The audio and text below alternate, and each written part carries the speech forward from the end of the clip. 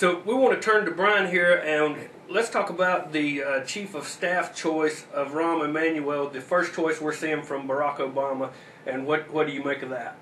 Well, it certainly sends a clear message. If we examine Mr. Emanuel, his history, predominantly with the Clinton administration, he was also involved in the assault weapons ban during the Clinton administration, which I'm going to get into here in a minute. He's also of Israeli descent, and actually there was Israeli media reported on Thursday hailing Obama's choice of Emanuel as, and I quote, "our man in the White House." And we also examine Emanuel's father, who was an ultra-nationalist Jewish terrorist in the, if I'm pronouncing this correctly, Irgun group, which was behind such slaughters as civilians in the bombing of the King David Hotel in 1946, which killed 92 people. Yeah, and all of the choices that they're saying he might choose from, ironically, are all CFR members. And one thing that comes to light about Rahm Emanuel, the night after Clinton was elected, Emanuel was so angry at the president's enemies that he stood up at a celebrity dinner with colleagues and said, "From dead, dead," and plunging the knife into the table after every name. When he was done, the table looked like a lunar landscape. One campaign veteran recalls, "It was like something out of The Godfather." But that's Rahm for you, so that's something that he's known for.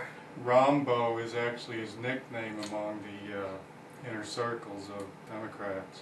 So it's very interesting times, and when we go to the phones a little later, we want to see what the public has to say.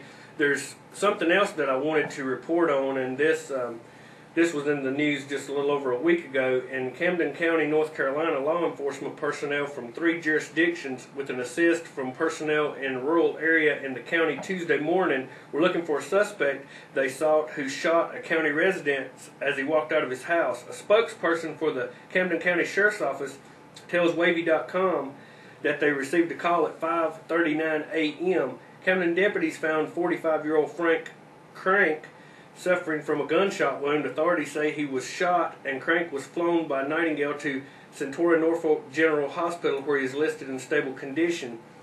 K-9 units from Elizabeth City Police and the Curry County Sheriff's Office responded, and Blackwater was called to assist with a helicopter. Authorities say they determined that the shooter may have walked through a bean field behind the residence to a vehicle parked on a road near the residence. I wanted to report how significant this is. A local sheriff's department is calling on Blackwater, a privately owned military complete with its own air force. These are high-paid mercenaries employed by our government and others to perform a broad range and sometimes questionable duties. Blackwater was deployed in New Orleans after Katrina and involved in gun confiscation. This is the beginning of a police state. It also flies in the face of Posse Comitatus, which apparently no longer exists. This is a very startling precedent that can quickly become a slippery slope into the use of military on our streets that answers to the highest bidder, not we the people, prepared to become much more common in the future. And we have to emphasize also that Blackwater is unaccountable as many people from the military, police officers, which take an oath to uphold and defend the Constitution of the United States. Blackwater does not do that. This is a private organization.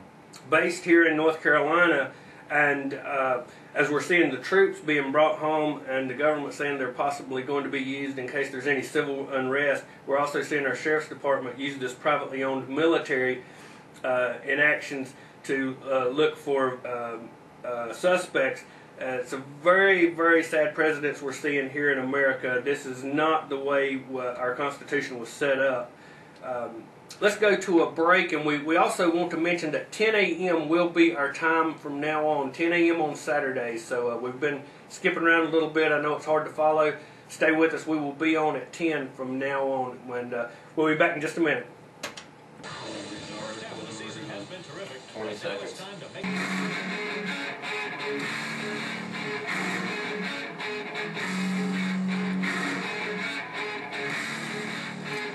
Okay, we're back on the Real News. One of the subjects we're going to talk about today is genetically modified seeds and foods in the Monsanto Corporation.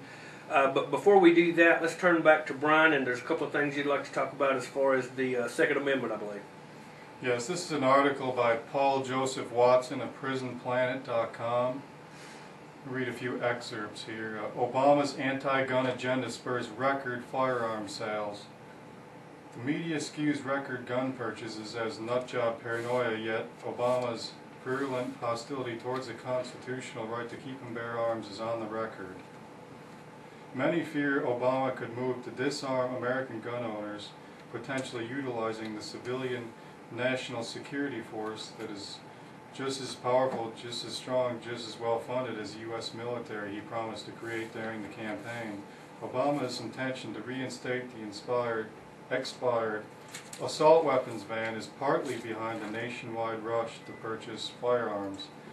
Sales of handguns, rifles, and ammunition have surged in the last week, according to gun store owners around the nation who describe a wave of buyers concerned that the Obama administration will curtail their right to bear arms, reported the New York Times yesterday. During the 2004 debate over the assault weapons ban, Alan Keyes chided Obama, stating, and I quote, "I'm a strong believer in the Second Amendment.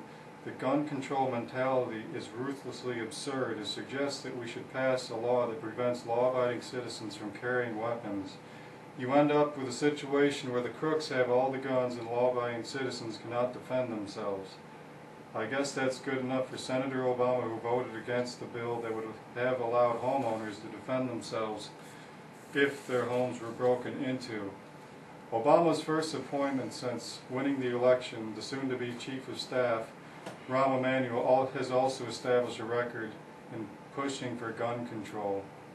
Emanuel co-sponsored H.R. 1312, the Assault Weapon Ban and Law Enforcement Protection Act of 2005. He also voted no on prohibiting product misuse lawsuits on gun manufacturers, voted no on prohibiting suing gun manufacturers and sellers for gun misuse, has supported the so-called smart gun technology, which restricts usage of firearms, and has been given an F by the NRA, indicating a pro-gun control voting record. It seems that Emanuel, whose father used firearms and explosives to full effect when bombing hotels and massacring civilians as a member of the terrorist Ingram Group, doesn't want to extend that right to law-abiding citizens as a means for self-defense. Despite the corporate media's efforts to skew record gun sales as the consequence of misguided paranoia of right-wing gun nuts, Obama's public record lays bare his hostility towards the Second Amendment and strongly indicates that the Obama administration, backed by a monopolized Democratic Congress, will waste little time in undermining the Second Amendment in an attempt to prevent Americans from exercising the right to defend themselves against criminals and a tyrannical government, whoever may be in power. Well, there's one thing for sure, whether you were for Obama or against him, he's a gun grabber. Gun sales are at an all-time high. That's something me and you have commented on. We've been in and out of some gun stores exercising our Second Amendment rights while we still have them. A few weeks ago, a local pawn shop owner here in Statesville told me his year sales were up 38%, and that was before Obama was elected president. People foreseeing who they thought was going to win and what's on the horizon, and I'm a firm believer, as I've stated here before, and when we had Larry Pratt on, of Gun Owners of America, he said the same thing. Gun sales is not going to be the only thing that's going to be restricted. The ammunition is going to be the target. A lot of people's got guns, but when they limit the ammunition, that's when it's going to really hit home. That's on the horizon, and something that we had spoke about earlier, and anyone that listens to the show knows that I don't pull for Democrats or Republicans. I throw both to blame for the situation we're in, but the Democrats have it now. They have control, and the people are going to expect them to come up with some answers to fix this economy. I don't know how it can be fixed, but they're going to expect to see some action. Would you like to comment on that, Brian?